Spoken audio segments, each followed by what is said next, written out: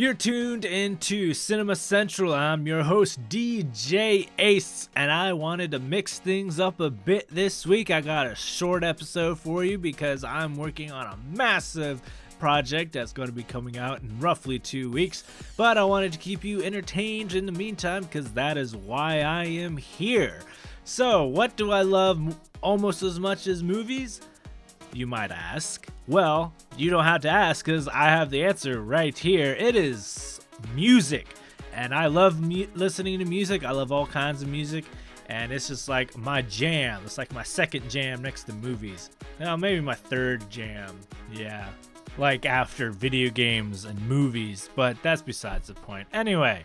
So yeah, what I'm going to do today, this is in no particular order. I'm just going to talk about some of my favorite instances of songs, popular songs or otherwise, being used in movies. And there's a few good ones. So it's either just a song being played at a particular moment in a film, which I just really like. Or alternatively, it could be a song being used in a movie to greater purpose within the plot of the movie itself, which is also equally enjoyable. All right, so yeah, again, no particular order. This is just for fun. This is just a good bit of fun, and I'm going to jump right into it. Rush Hour. War. What is it good for?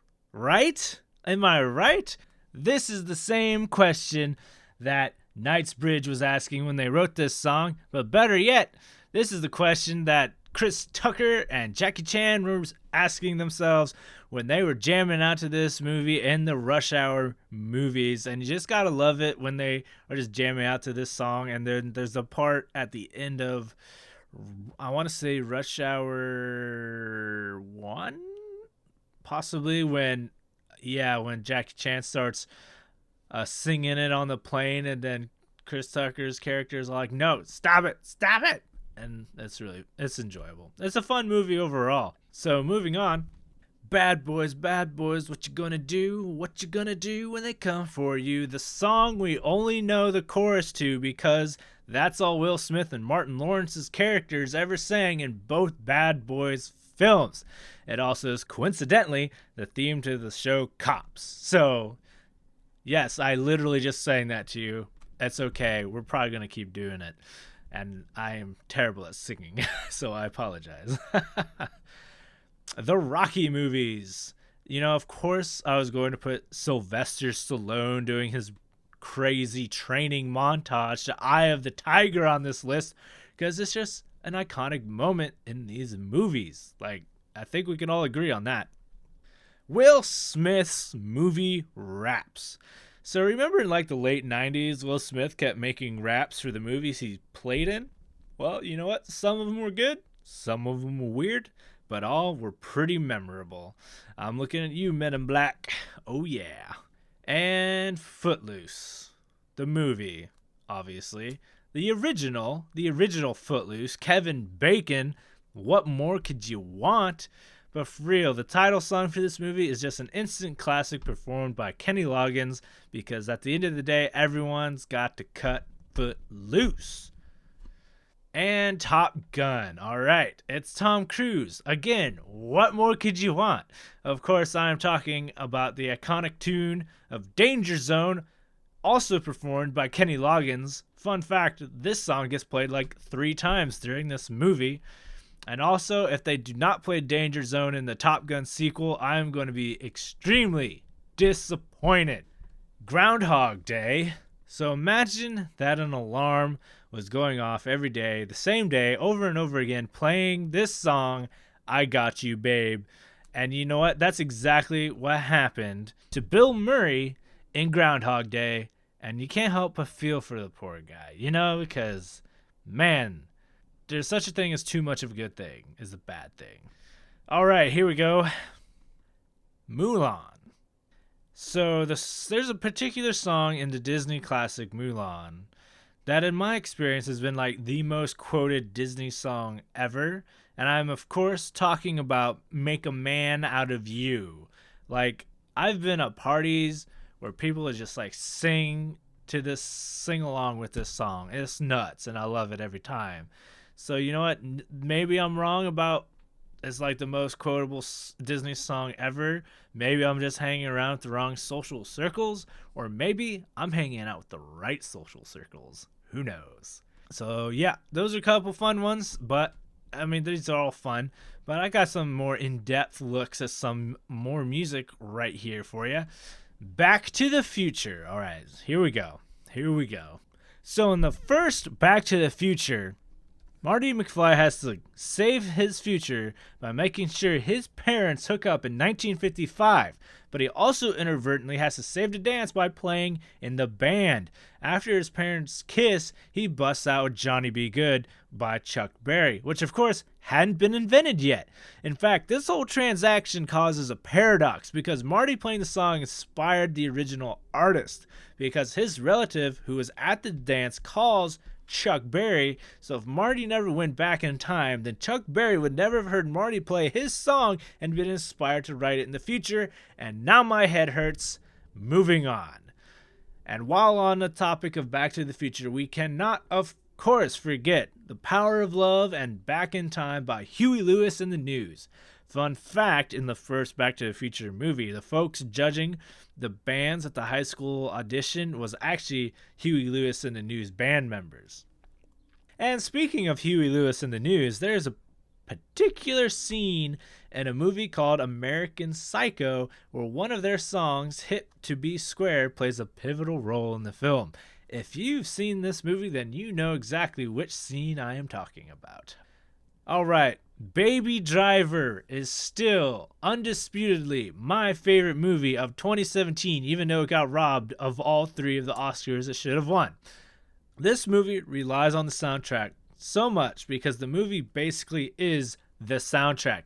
The main character, Baby, has tinnitus, so he drowns out the ring in his ears with music. So what he hears is what we hear during the entire movie, and it's just so well executed with the editing and the cuts, and it's just a thrill ride, especially during the first car chase. Also when they play Brighton Rock by Queen during the final chase. It's just so much fun. I enjoy this movie every time through and through, and I would still highly recommend you go see it. Guardians of the Galaxy Volume 1 and 2. Of course, these films are going to be on this list, especially in the first Guardians of the Galaxy, when we first meet Star-Lord for the first time, and he busts out his cassette player, and the movie opens with "Come and Get Your Love." It is kind of at this point you realize what kind of movie this was going to be, which is totally awesome, by the way. Volume 1 also includes songs like "Hooked on a Feeling" and "Escape." And Volume 2 is kind of just expected that this trend would continue. So we still get a lot of fun songs like Mr. Blue Sky, Fox on the Run, and Brandy. And just the 2 movies combined are just so much fun. And I can't wait to see which songs are going to make Awesome Mix Volume 3. All right, School of Rock. Obviously, School of Rock is a movie with a ton of music in it. But there's a fun bit where they play Immigrant Song by Led Zeppelin on their way to the Battle of the Bands. So, plus Jack Black is insane, and he's just like driving this van, singing with Immigrant Song. It's a fun scene, all right? And also, more recently in Thor Ragnarok, the song got featured twice. Of course, this doesn't sit well with Jack Black, who on Twitter challenged Chris Hemsworth to a battle of jams, and I'm not sure what that even is. I just remember watching the video, and I'm pretty sure nothing came of it. This is probably one of my favorite uses of a song on this list. Star Trek Beyond. So towards the end of the film, they have to defeat the swarm ships. So they use Sabotage by Beastie Boys to destroy them, and it was pretty freaking epic because it's it's an appropriate song for the moment. And there was explosions everywhere, but it is also a callback to the first new Star Trek movie when young Kirk steals his stepdad's Corvette and cranks up the same song before driving it into a canyon. Also, from the movie Selma, we have the song Glory by Common and John Legend. This song won Best Original Song in the 2015 Oscars, which was well-deserved because it was just such a powerful song and a well-performed one. You know what? I'm not even going to tell you what movie this is from because Everything is awesome. Moving on. I'm actually ending on Ready Player One, a movie I just recently saw, which I also really enjoyed. So if you care about what songs are in Ready Player One as a spoiler, then I'm sorry, but we're going there.